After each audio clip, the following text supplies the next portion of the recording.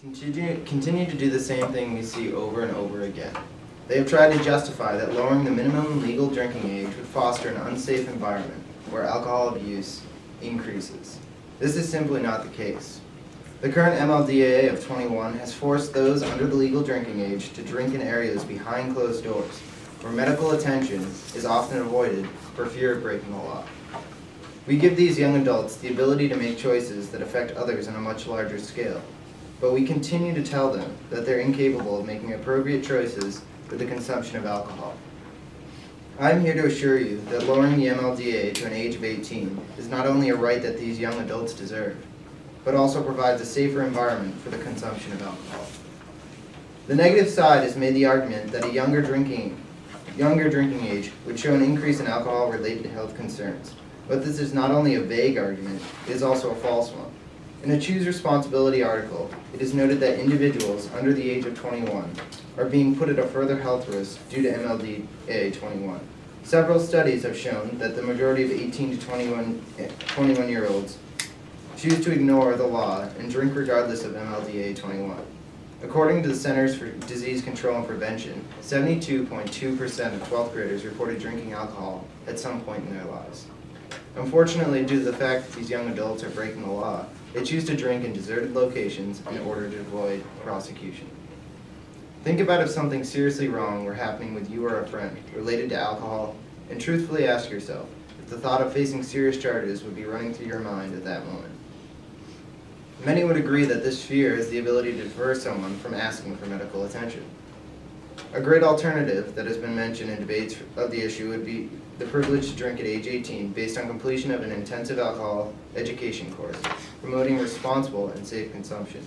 This would eliminate young adults from feeling the need to drink behind closed doors and would instead foster drinking in controlled environments, where medical attention is easily accessible. My opponent Maggie has mentioned that the negative side's goal is to eliminate the ability for persons under age 21 to buy alcohol and consume it in, quote, public places. This statement implies that young adults under the age of 21 may drink in private locations, behind closed doors, but she also related drinking under the age of 21 to things such as rape and unplanned pregnancies. These incidents are already occurring behind closed doors at private parties, so the negative side seems to have contradicted their own point. The negative side has also made the argument that changing the legal drinking age to 18 would cause an increase in the number of fatalities due to impaired circumstances, but many statistics would prove that this poorly thought out assumption to be wrong. Many countries throughout the world with the minimum legal drinking age of 18 show extensively better drunk driving statistics than the United States. Saying that these facts are non-comparable due to cultural philosophies is unwarranted. That's downplaying every other comparison between two countries, which is completely inaccurate. According to data provided by the MAD, Mothers Against Drunk Driving program, the United States had 16,885 impaired driving fatalities in 2005, with one occurring every 28 minutes. Meanwhile, the Czech Republic had 71 impaired driving fatalities, and Germany had 399, both with an MLDAA of 18. Some may argue that these numbers are skewed because of the United States population of drivers. So here's another statistic.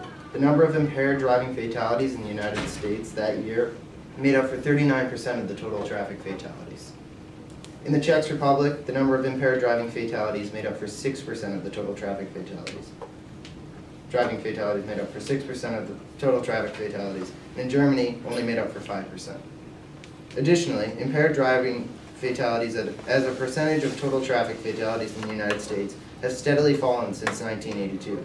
But this began 2 years before MLDAA of 21 was even established.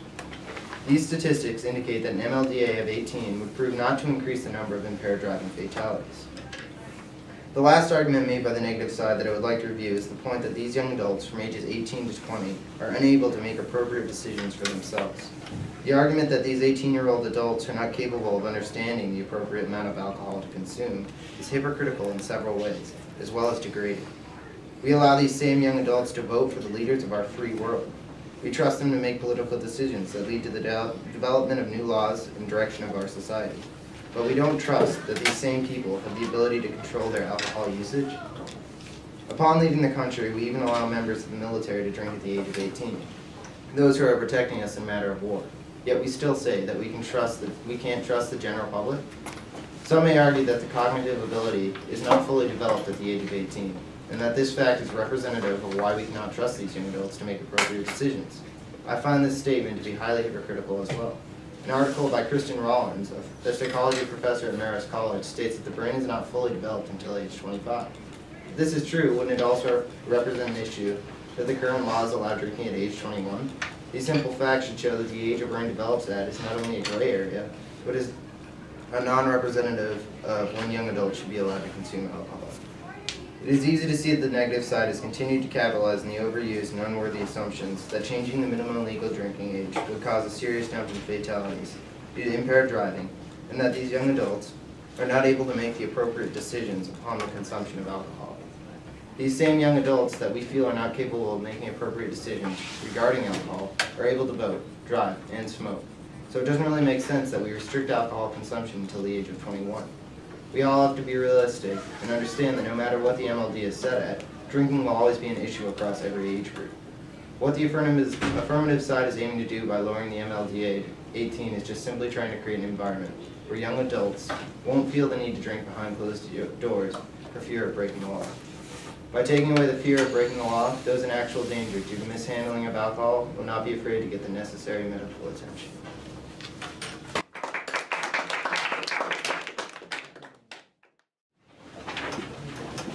The affirmative side states that 18 is the legal United States age of adulthood, which brought a point not pertainable to this argument.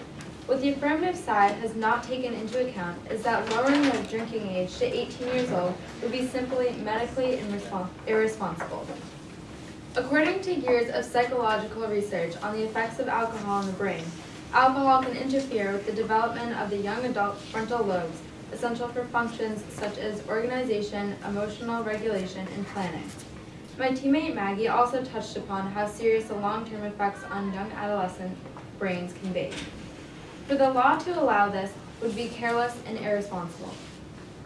18-year-olds may be considered adults in the United States, but their brain development says otherwise.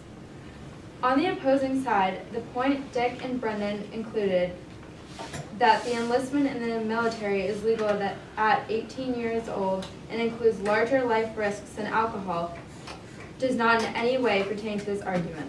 Consuming alcohol does not give us the freedom we love as Americans, but military positions do. Alcohol consumption and military enlistment produce much different outcomes. The 2 points are simply not comparable. The affirmative side also made an argument that lowering the legal drinking age to 18 would allow 18 to 20-year-olds to consume alcohol in safe environments. Lowering the drinking age would allow 18 to 20-year-olds to enter in nightclubs and bars and be served alcoholic beverages. Who classifies these as safe places? 76% of bars have served alcohol to obviously intoxicated patrons. Today, excessive rates of binge drinking in adolescents stand steady. Now, does this being legally condoned and possibly encouraged by public establishments sound safe to you? Another point I'd like to make is that about half of drivers arrested for driving while intoxicated or killed as alcohol-involved drivers in traffic crashes did their drinking at licensed establishments. Allowing a larger portion of the population to do this would be irresponsible regarding the current statistics and knowledge of these so-called safe environments. The affirmative side boldly stated that allowing 18 to 20-year-olds to drink alcohol legally would be beneficial for the economy, increasing profits at bars, clubs, and restaurants. Doing so would also inevitably increase drinking-related car accidents, injuries, and over-intoxication hospitalizations. All issues that are progressively improving with the legal drinking age at 21. And if it were legal for 18 to 20-year-olds to drink alcohol and profits increased for those establishments serving the alcohol, are we actually all under the impression it would bring the economy out of this slum it is now in? Once the drinking-related car accidents, injuries, and over-intoxication hospitalizations inevitably increase, it will outrun any progress made by purchasing a dirty martini or a beer at the bar. It would take much more than that to save this economy. ways that wouldn't involve sacrificing more lives to alcohol. On the opposing team, Matt argued that a lower drinking age would give an opportunity for young adults to learn responsible drinking. It's attractive to hear that responsible drinking is possible by beginning to drink at 18. If it is claimed that 18 to 20-year-olds already do drink illegally, why hasn't responsible drinking already taken place? Instead, binge drinking increases. To learn responsible drinking at 18 years old is an argument built up only by those gullible enough to believe it. Today, the affirmative side argued that lowering the legal drinking age would do things such as allow 18 to 20-year-olds to continue to do what they already are, but legally and in safe environments. That the lowered MLDA would benefit the economy, increasing profits at establishments selling alcohol. And it would make learning how to drink responsibly possible. With the knowledge of what increasing the drinking age to 21 has improved and how harmful it can be to those with still developing brains, and it ending up being financially costly with sums of car accident damages and medical bills, why should it ever be legal for a larger portion of the population to pick up an alcoholic drink? So be it resolved that the Congress keep the minimum drinking age of 1984. This is not a matter of opinion, it is a matter of responsibility. Keeping the MLDA where it is now has saved lives, and there's no reason to fix what isn't broken.